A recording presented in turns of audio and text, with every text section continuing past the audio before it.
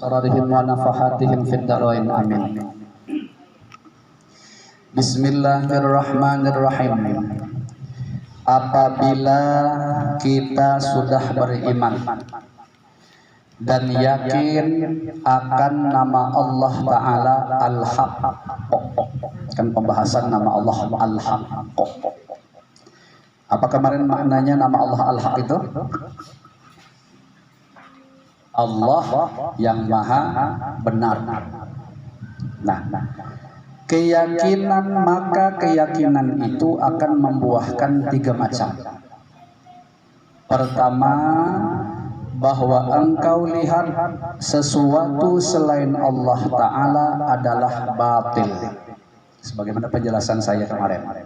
Misalkan gambarkan kebatilannya, kebatilan makhluk, yaitu pangkalnya ada permulaan, tengah-tengahnya selalu butuh, ujung-ujungnya ada akhirnya, dan kita diadakan, makanya disebut batil.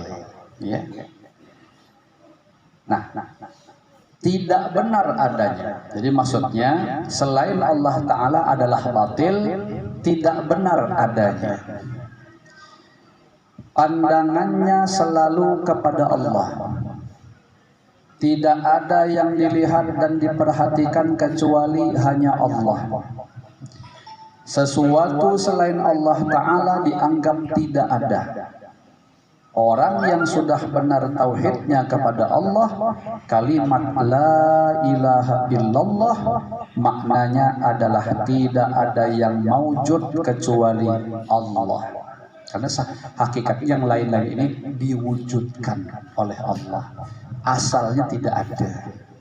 Jadi walaupun terlihat sekarang ada, dianggap tidak ada. Makanya ada bahasa tahlil itu, la ilaha illallah, la maujuda bihaqqin illallah. Tidak ada yang wujud kecuali hanya Allah. Sebab yang ada sebenarnya hanya Allah Ta'ala. Selain Allah Ta'ala adalah batil. Oke, insyaallah ini pahamlah sebagaimana penjelasan kemarin. Jika belum mampu mencapai tingkatan tauhid, tiada yang maujud kecuali Allah Ta'ala. Nih, kita misalnya masih belum mampu lagi, hati kita merasa-rasakan pengertian yang tadi, yang la maujuda bihaqqin illallah tuh. Maka engkau lihat sesuatu selain Allah Ta'ala tidak ada daya upaya. Nah, jadi beliau ngasih semacam kayak puzzle gitu ya. Sekali lagi, jika belum mampu mencapai tingkatan tauhid, tiada yang maujud kecuali Allah Ta'ala, maka engkau lihat sesuatu selain Allah Ta'ala tidak ada daya upaya. Jadi barangnya ada, tapi tidak punya daya upaya. Sekalipun maujud atau ada, tetapi tidak ada daya upaya. Nah, ini ada nih seberataan, ada ini kelihatan ada kan, tapi adanya itu tidak punya daya upaya.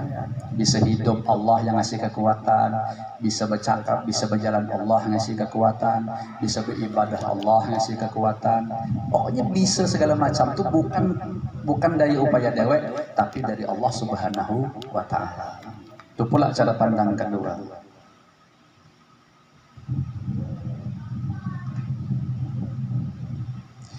Sesuatu yang maujud dari selain Allah Ta'ala hakikatnya tidak ada punya sifat. Yang sebenarnya punya sifat yaitu Al-Haq.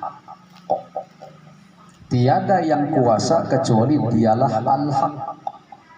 Tiada yang berkehendak, tiada yang mengetahui, tiada yang hidup, tiada yang mendengar, tiada yang melihat, dan tiada yang berkata-kata kecuali Dia Al-Haq.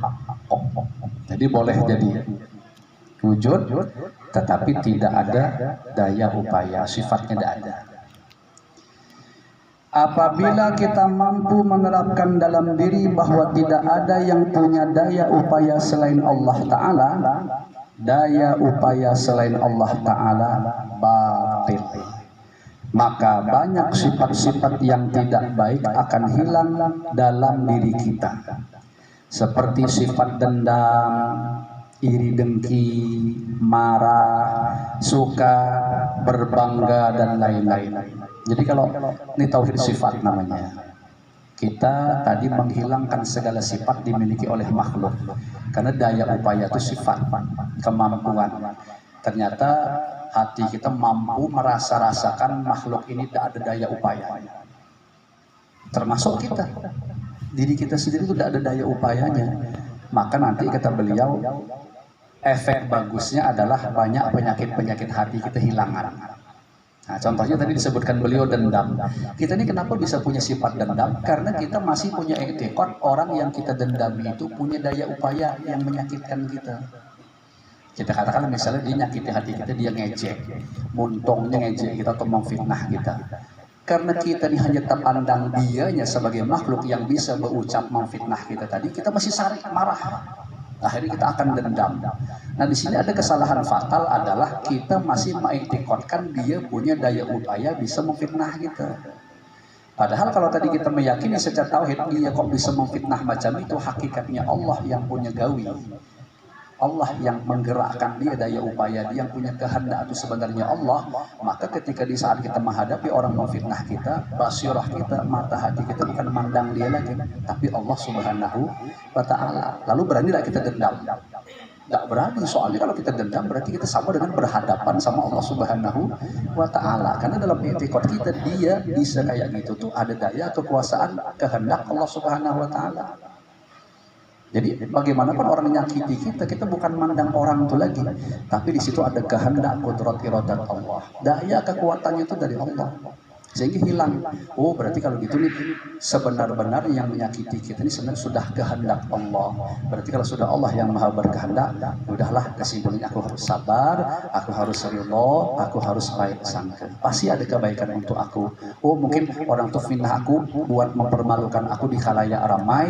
Mungkin Allah pengen dengan aku jadi malu tersebut, aku menjadi terhina tersebut, Allah berkehendak menghapus dosa-dosa aku. Macam itu caranya. Itu di antara upaya.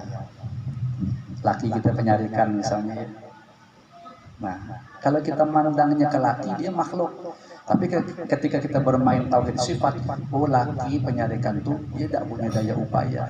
Dia kayak gitu tuh memang Allah yang berkehendak, Allah yang menggerakkan untuk nyoba aku. Oh, berarti kesimpulannya aku nih mungkin disuruh lebih banyak bersabar, mungkin ini tadi itu untuk melebur dosa aku, sehingga dikirim laki macam itu. Bisa ditangkap penjelasannya, kira-kira begitu, untuk lebih menenangkan hati kita. Karena secara jujur yang namanya dosa itu kita punya. Nah, mungkin Allah melihat ini untuk melatih baik sangka tadi, mungkin Allah melihat kita ini upaya kita kurang untuk menghapus dosa kita. Akhirnya Allah kasih jalan model kayak begitu. Jadi seakan-akan kalau laki menyarikan itu sebenarnya tidaklah sesuatu yang buruk, justru untuk mengangkat derajat kita. Yang penting kita sabar, ridho, dan baik sangka. Berapa banyak contohnya? Siti Asia berada di bawah kekuasaan Fir'aun. Itu laki-laki yang bejat. Siapa lagi ya? Bagi contoh laki buruk nih.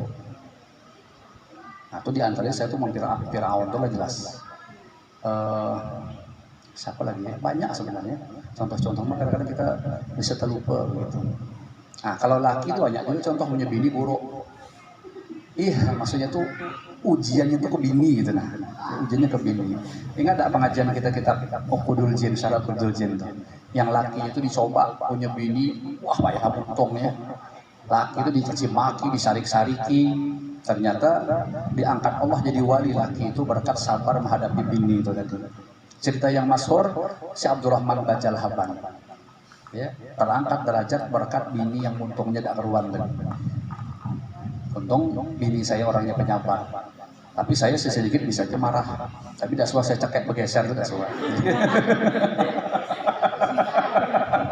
Nah, itu sama tuh, ya betul, kalau dia sabar tuh tinggi derajatnya, ya dari sisi itu gitu. Kemudian hilang lalu pelajarannya. 300 berapa tadi? 304. Sekarang 305. Oke.